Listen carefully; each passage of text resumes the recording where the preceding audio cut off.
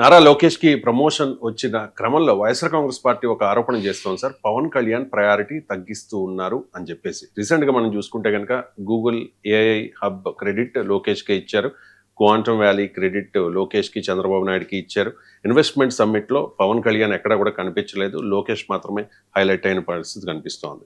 Pawan Kalyan deputy CM అయినా కూడా లోకేష్‌కే కూటమిలో ఆ నెక్స్ట్ ప్రయారిటీ ఇస్తూ ఉన్నారు అనేది వైఎస్ఆర్ కాంగ్రెస్ పార్టీ ఆరోపణ సార్. ఏంటి సార్ వైఎస్ఆర్ కాంగ్రెస్ పార్టీ ఆరోపణలో వాస్తవం ఉందా? వైఎస్ఆర్ కాంగ్రెస్ పార్టీ ఏదో పవన్ కళ్యాణ్ కోసం ఆరాట పడతారని చెప్పండి.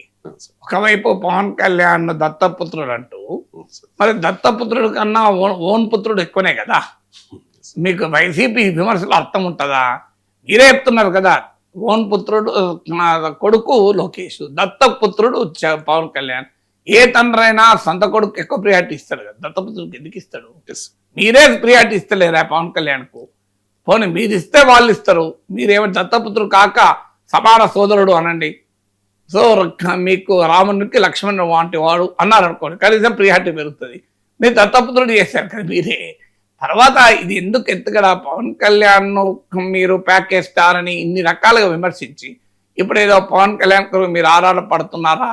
కాదని ఏంటంటే, వైసీపీకి అర్థమైంది ఏంటంటే, తమ ఓటమికి ముఖ్య కారణము ఇప్పటికీ తాము మళ్ళీ అధికారంలోకి వస్తామని ఎంత చెప్పుకున్నా క్షేత్రస్థాయిలో ఆ పరిస్థితులు ఏమీ లేవు. ఈవెన్ టుడే కూడా దానికి కూడా కారణం ఏంటంటే టీడీపీ జనసేన కలవడమే కాదు, టీడీపీ జనసేన బలంగా కలయిక ఉండడం, ఆ బంధం ఇప్పటికీ కూడా చెక్కు చెదరకుండా ఉండడం. ఏదో స్థానికంగా అక్కడ ఇక్కడ కొన్ని ఇష్యూస్ వస్తాయి, సేమ్ పార్టీలోనే వస్తాయి, రెండు పార్టీల మధ్య రావా. కానీ ముఖ్యమైనది ఈవెన్ టుడే రాష్ట్ర స్థాయిలో నుంచి క్షేత్రస్థాయి వరకు టీడీపీ జనసేన బంధం చాలా పవర్ఫుల్గా ఉంది. ఇది ఆంధ్రప్రదేశ్లో కేవలం పొలిటికల్ అలియన్స్ మాత్రమే కాదు, అంటే గేమ్ చేంజింగ్ పొలిటికల్ అలియన్స్ ఒక రకంగా. ఎందుకంటే మీకు టీడీపీ జనసేన కలిస్తే ఓట్లు అరిథమెటిక్ రీత్యా చూసినా, కెమిస్ట్రీ రీత్యా చూసినా ఇది మేజర్ విన్నింగ్ ఫ్యాక్టర్. ఇక దానికి అదనంగా ఏమంటే ఇది అన్నేచురల్ సోషల్ కోalition. చాలాసారి చెప్పండి, ఇది ఒక అసహజమైన సామాజిక సమీకరణ.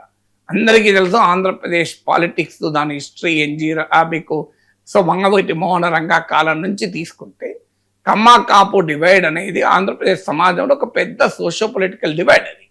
సో ఆ డివైడ్ను బ్రిడ్జ్ చేస్తూ టీడీపీ జనసేన కలయిక ఒక పెద్ద డెమోగ్రఫిక్ అడ్వాంటేజ్ను అప్పర్ హ్యాండ్ కూటమికి ఇచ్చింది. అందువల్ల దాన్ని బ్రేక్ చేయాలి అంటే కాపులకు అన్యాయం జరిగింది, కాపులకి పవన్ కళ్యాణ్ ఉన్నా అన్యాయం జరుగుతుందని చూపెట్టాలి. అందుకే అంబటి రాంబాబు పైన దాడిని కాపులపై దాడిగా వైసీపీ చూపింది.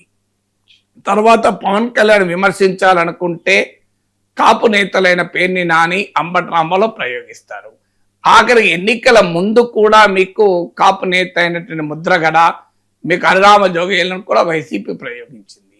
సో ఇది మొదటి నుంచి కూడా టీడీపీ జనసేనలో ఆ సామాజిక విభజన, రాజకీయ విభజన తెస్తేనే తమకు రాజకీయంగా లాభము అనేది వైసీపీకి తెలుసు గనక పవన్ కళ్యాణ్కి ఏదో అన్యాయం జరుగుతోంది అని చెప్పడం ద్వారా కాపు ఓటర్లను టీడీపీ నుంచి దూరం చేయాలన్నది లక్ష్యం.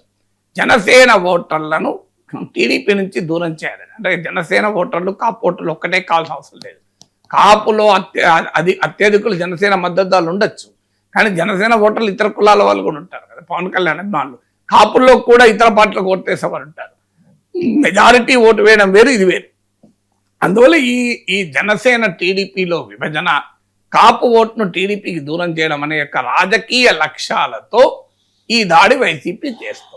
కానీ ఇది నిజమా? నెక్స్ట్ క్వశ్చన్ వస్తుంది. దాడికి కారణం చెప్పాను. నిజమా అంటే ఇప్పుడు లోకేష్ ఏం చేశారు, పవన్ కళ్యాణ్ కన్నా ఎట్లా ఎక్కువ చేశారు?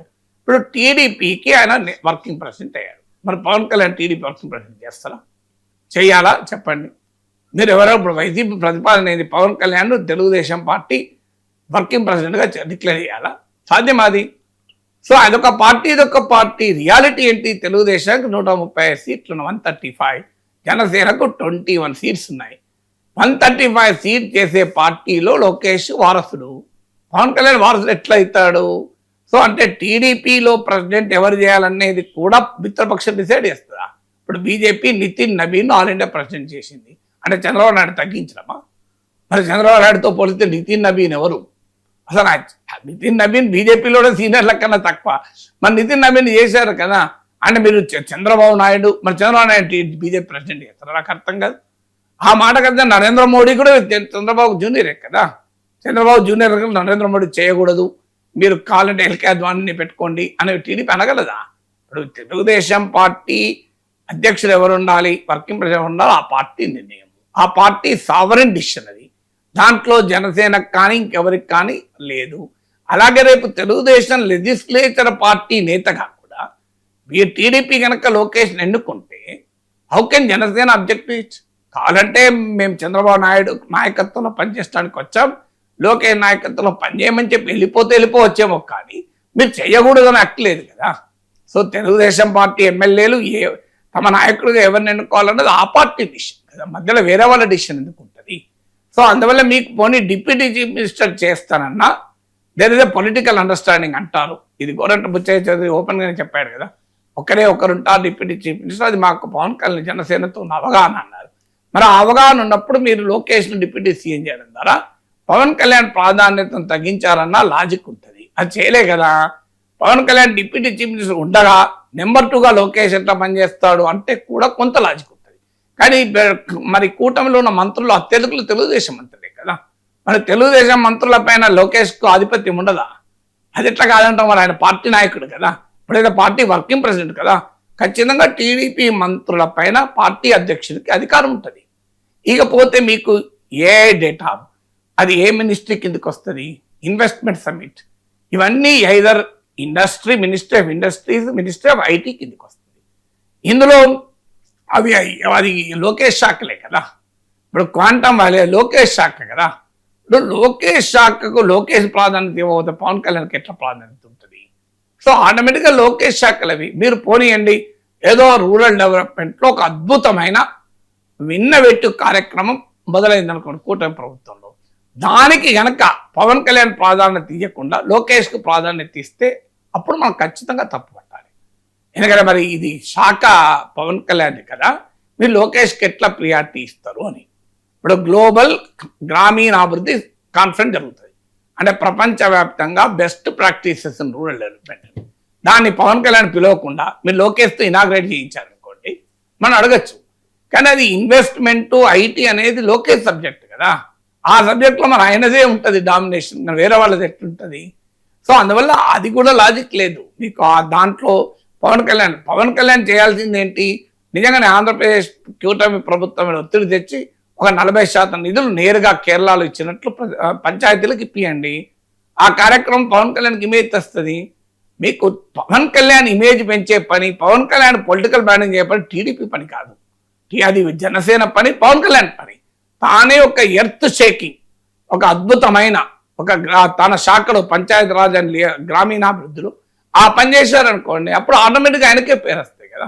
ఇప్పుడు జాతీయ ఉపాధి హామీ పథకం ప్రకారం ఆంధ్రప్రదేశ్ అర్బన్ డెవలప్మెంట్ ప్రోగ్రామ్ ఒకటి తీసుకురండి.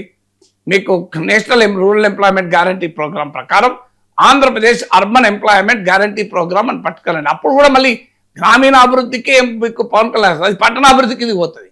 మీరు గ్రామీణ ప్రాంతాల్లో ఇప్పుడు స్కిల్ సర్వే అన్నాడు పవన్ కళ్యాణ్, అది ఏమైందో ఎవరికి తెలియదు.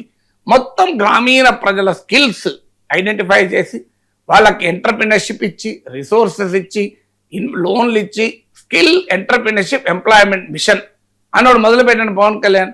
సో పవన్ కళ్యాణ్ ఆ పనులు చేస్తే ఆటోమేటిక్గా మీకు పవన్ కళ్యాణ్ పేరు వస్తుంది. కానీ లోకేష్ శాఖలో లోకేష్కి పేరు రాకపోతే వేరే వాళ్ళకి ఎట్లా పేరు వస్తుంది?